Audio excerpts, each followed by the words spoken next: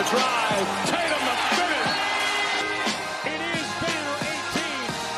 The mission demanding is mission accomplished. What's up, everyone? This is Noa Dalzell here with another episode of You Got Boston live from Brooklyn. Just finished a 2-game road trip. Celtics beat Miami on Friday night, and then Celtics beat the Nets on Saturday night.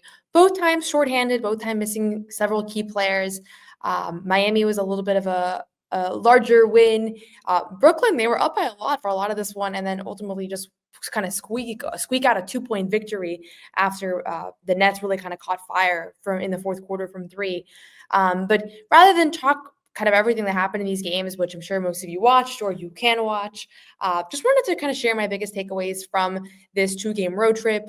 Obviously, Celtics continue to win, continue to rack up victories, continue to kind of solidify that number 2 spot in the Eastern Conference. It would take a lot at this point for anything to happen to move them out of that seed. So really this next month is about building habits, building chemistry, connection between the starting unit, because they really have missed a lot of time together, with Porzingis being out, with Jaylen missing time, with Jrue, various players in and out of the lineup. So that's what this next month is going to be about. They don't play any more contenders over the next few weeks. They do play New York, so maybe half a contender. I don't know exactly if they should count.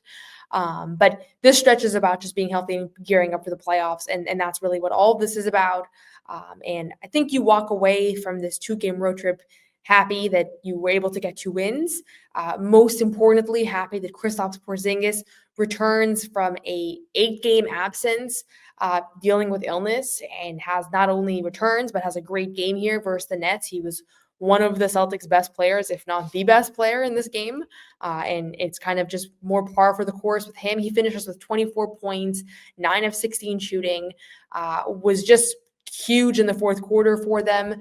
And in a game where, again, he was nobody knew if he was going to play in this road trip. Nobody knew what the deal was, what was going on with him. He finishes with 14 points in the fourth quarter.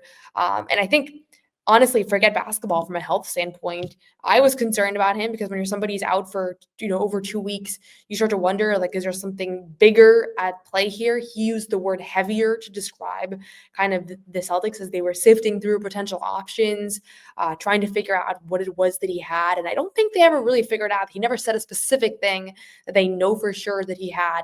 But they did say there was an element of them just kind of worrying that maybe it was mono, maybe it was something more serious.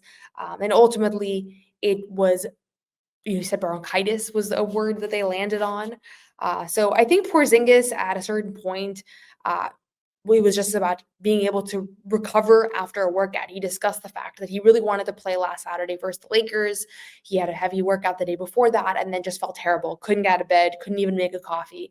So there was an element of fatigue, like this bounce back, where every time he was trying to ramp up, trying to play a little bit more, half shoot around, half practice, whatever it was, next day feels terrible. And that's scary. He said he never felt that sick in his life. And again, this is a guy that's 27 years old.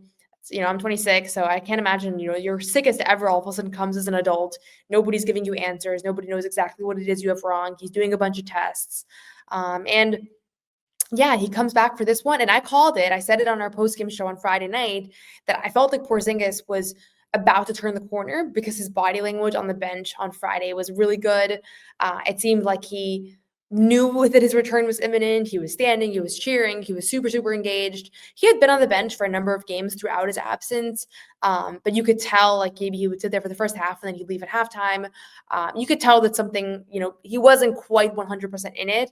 And in this game, it was obvious that he was ready to go versus Miami. And then injury report comes out Saturday morning. He is listed as probable for this one. And probable almost always means that guys are playing unless something last minute pops up. So he's probable in this one, warms up, goes through everything. Fans here super excited to see him in Brooklyn. And he's able to get through his warm up, get through everything. And not only that, but also ends up playing 32 minutes in this one. So really impactful, not just the fact that he was able to come back, but he plays the entire fourth quarter. Joe Mazzulla told him halfway through, like, you're going to play the rest of the way. Joe said afterwards that his minute restriction that he kind of hinted at pregame was like 32 minutes, which is what he ended up playing. So not much of a minutes restriction for him. He actually ended up playing the 4th most minutes on the team. Tatum played 36. Holiday played 38. Pritchard played 33. But yeah, I think above anything else, like this could have been a longer term concern. This could have been something that was going to hold him out longer or potentially be more of a concern. And at the end of the day, this was 2 weeks and change, which is more than a normal flu, more than a normal illness, but it's not something that necessarily has to be super concerning. He said it wasn't mono. And again, it sounds like they never really got answers. And that's kind of what happens with these upper respiratory viral illnesses. So not I think it's something that as Celtics fans can kind of take a sigh of relief that he's back and hopefully he's able to kind of ramp back up. It doesn't seem like he lost much of a step. He didn't shoot great from three. He was 1 of 7 from beyond the arc, but otherwise super effective in this one. And he said afterwards he did feel like his wind wasn't completely there. He didn't feel 100%. But you wouldn't have really known if you were just watching this game that he had just missed a bunch of time. That was one of his longest absences as a Celtic, and again, not for an injury, for something totally unrelated. So just feels like he continues to have bad luck with these things. And it's something that as he kind of maneuvers over the next few weeks, I'm sure they're going to continue to prioritize his rest, regardless of the illness, just the different leg injuries that he's had over the years, his susceptibility to injuries. He doesn't play back-to-backs anyways. So that's kind of going to be a priority for him. Jason Tatum said after Miami that he does not want to sit games, especially on the road. It's important to him because he knows that fans get birthday presents, get Christmas gifts, are wearing his jersey, like they want to see him play. And so he played both games in this one. He started off good and he kind of cooled down. He finishes the game versus the Nets with 20 points, 8 assists, and 8 rebounds. They were guarding him super extensively, triple teaming him, double teaming him. It was obvious that there was an element of like just anybody but him. And he does finish from the field 8 of 19. So he didn't have the most efficient night, but overall, like he was a big reason why they were able to build a double-digit lead. He was a big reason for why they had success in the first quarter. And ultimately, yeah, he does play both of these games, which ends up being important because they do come away with 2 wins. Jaylen Brown, on the other hand, sits out versus Miami, dealing with that right knee impingement that's been bothering him since before the All-Star break, something to keep your eye on. The other night, I think it was versus Oklahoma City, he went up for a dunk and you could kind of see that it bothered him. You could see that he was in pain when he came back down. He talked about it post-game.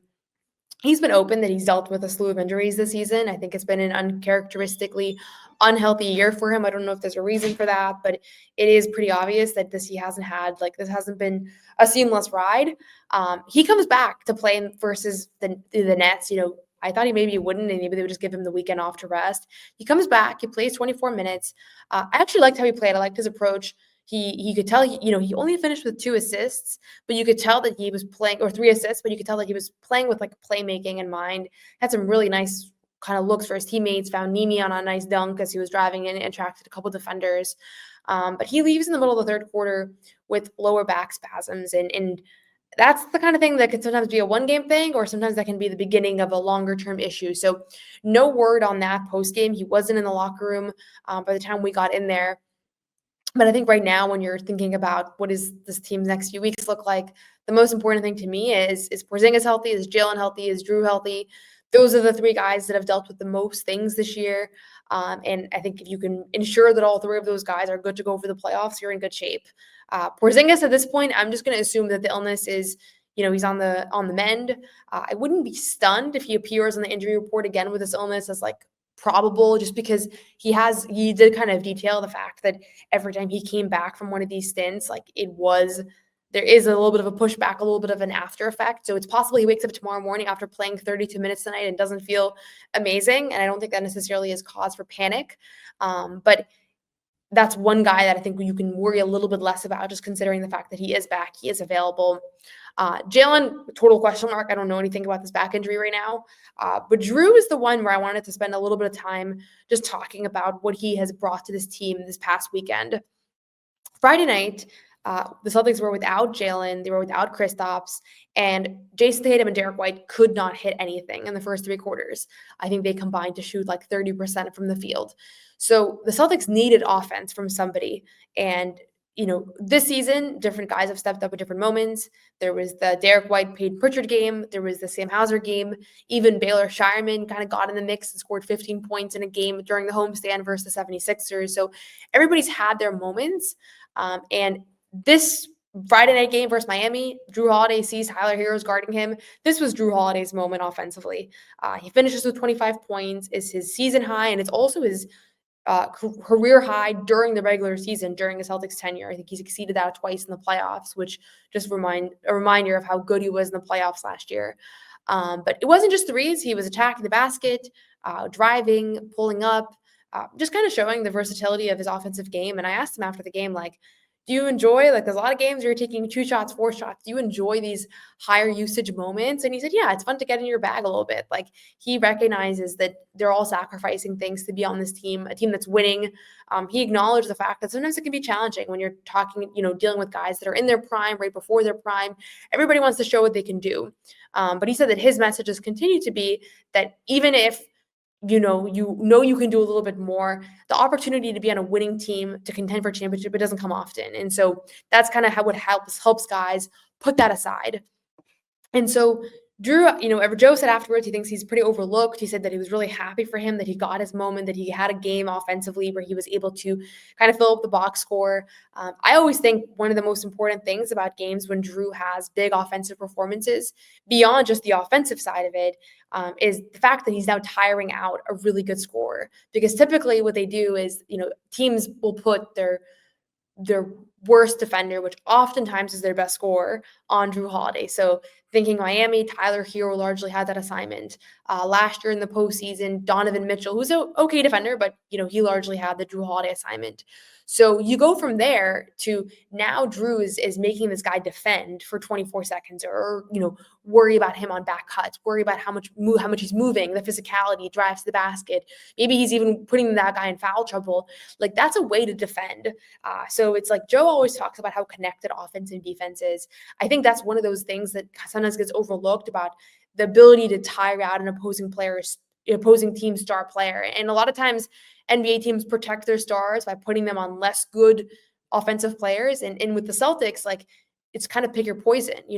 What's a rest game for a starter?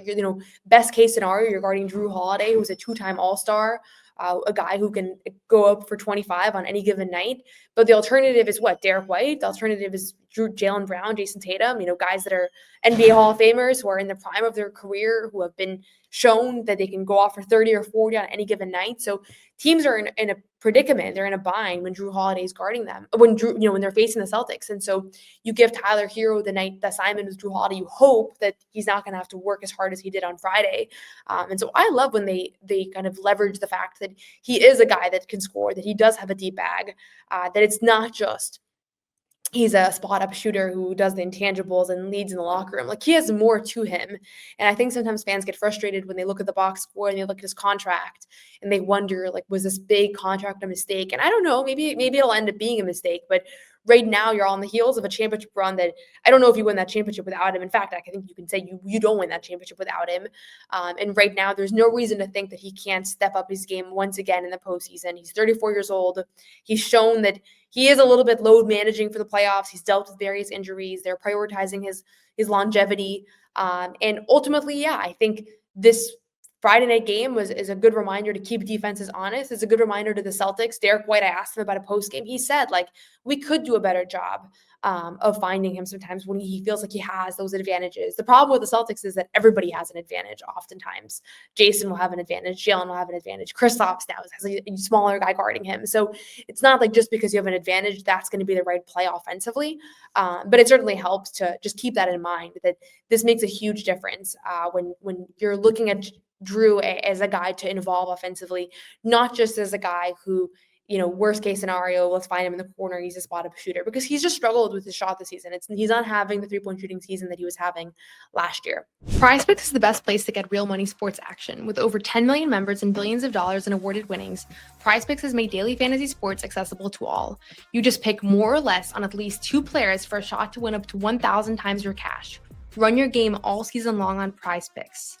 PrizePicks is the best way to get action on sports in more than 30 states, including California, Texas, Georgia, and Florida. PrizePicks is the best place to get real money sports action. Join over 10 million users and sign up today. Sign up today and get $50 instantly when you play $5. You don't even need to win to receive the $50 bonus. It's guaranteed. PrizePicks also offers weekly promotions that can lead to big payouts like Taco Tuesday. Each Tuesday, PrizePicks discounts select players' projections up to 25% to provide even more value for your lineups. This week on PrizePicks, I'm looking at the basketball board and I'm selecting Jason Tatum for more than 29 points and Anthony Edwards for more than 25 points. Download the app today and use code CLNS to get $50 instantly after you play your first $5 lineup. Download the app today and use code CLNS to get $50 instantly after you play your first $5 lineup. PrizePicks, run your game.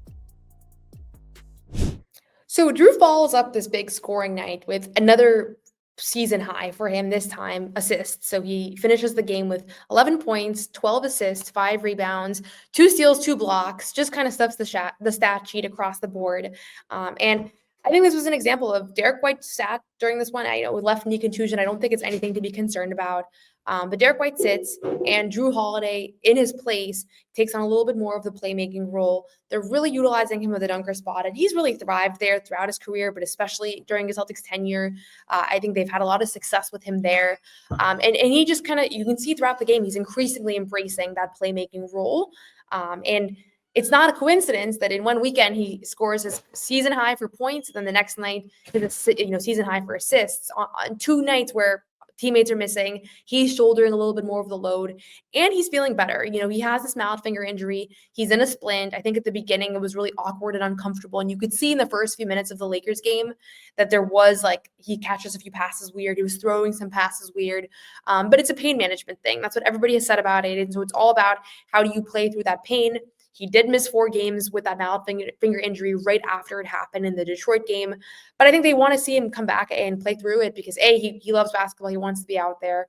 But also, there's a possibility, from what I understand, that this splint is going to stay for a couple more weeks. And so, are you going to really miss 6 weeks because of a pinky injury? I think he would rather not. And so he told us yesterday he's been using drugs. I'm sure he just means normal painkillers to kind of help alleviate that pain.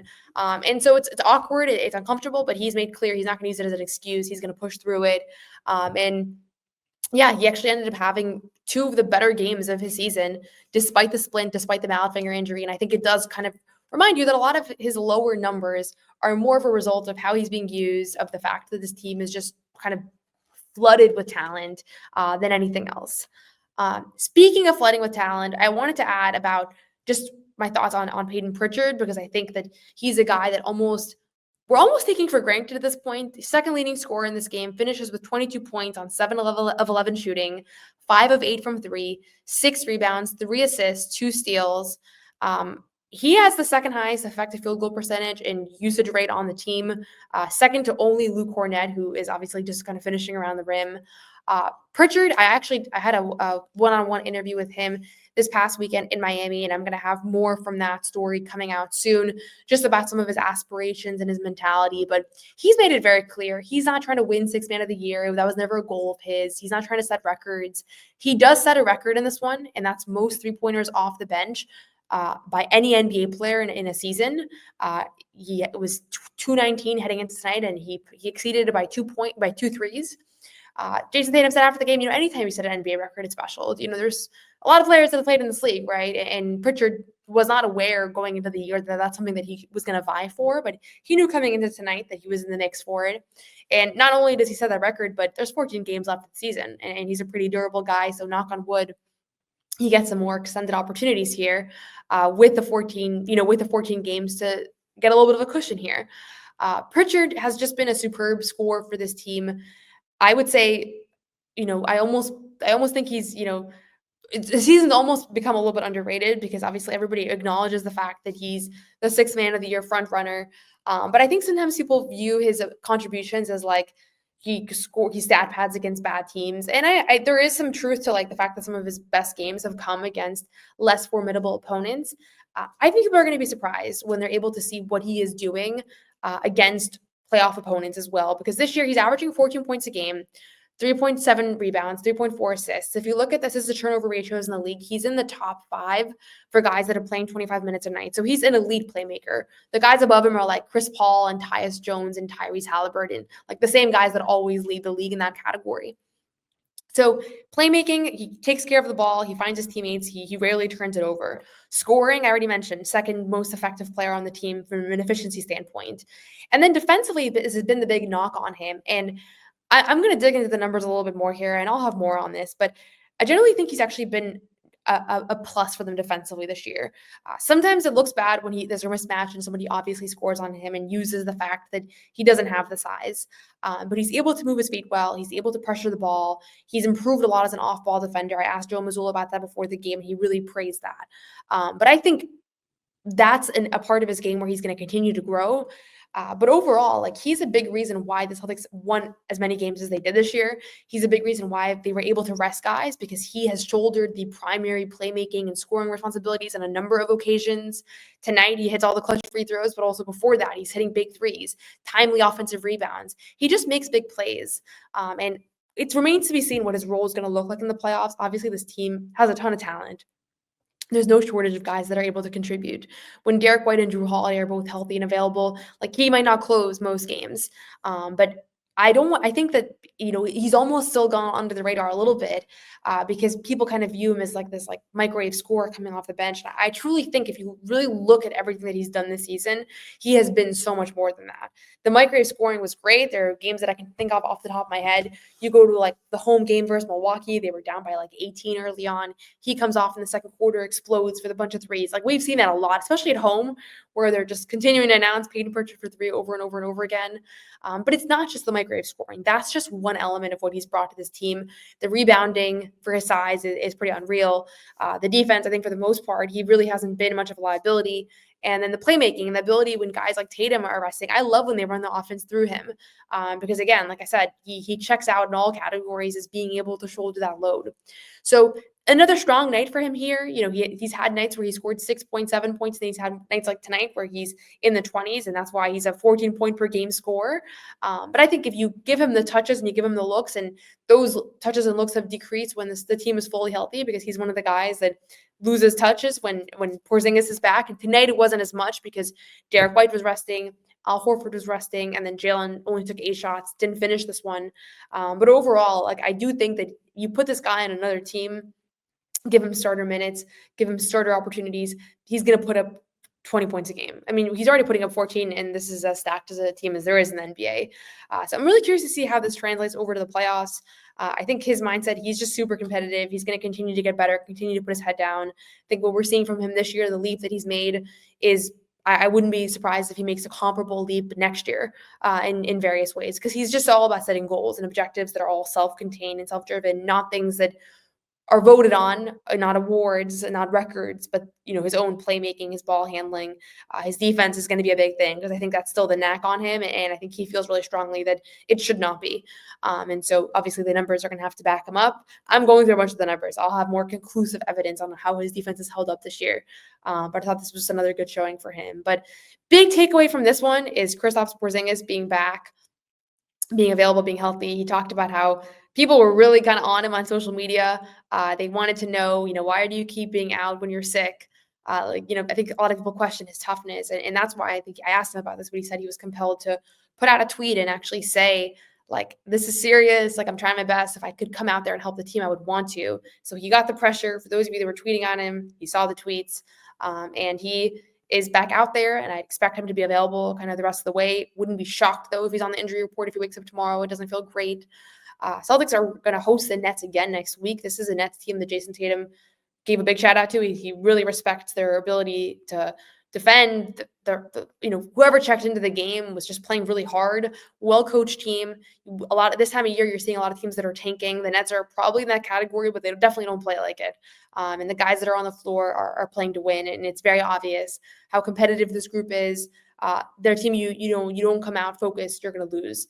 And so Porzingis is the big takeaway here. Takeaway from the road is just Jrue Holiday and him just kind of hitting a stride in March, which is exactly what you want to see.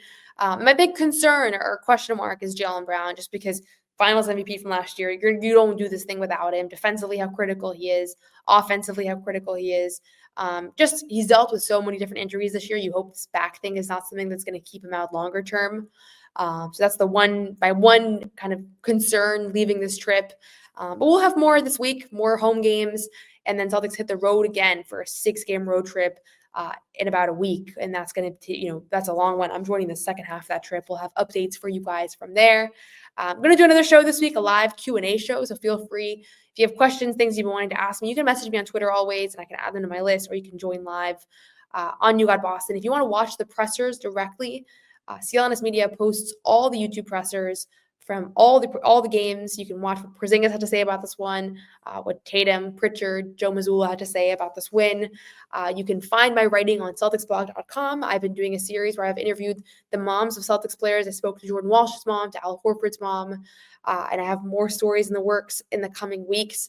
So check those out on Celtics blog. You can check out my WNBA coverage on SB Nation. And if you're watching this on CLNS Media, subscribe to my YouTube channel, You Got Boston Podcast. If you're watching this on my YouTube channel, You Got Boston, subscribe to CLNS Media. Thanks so much. Enjoy the rest of your weekend. And thanks for watching, as always.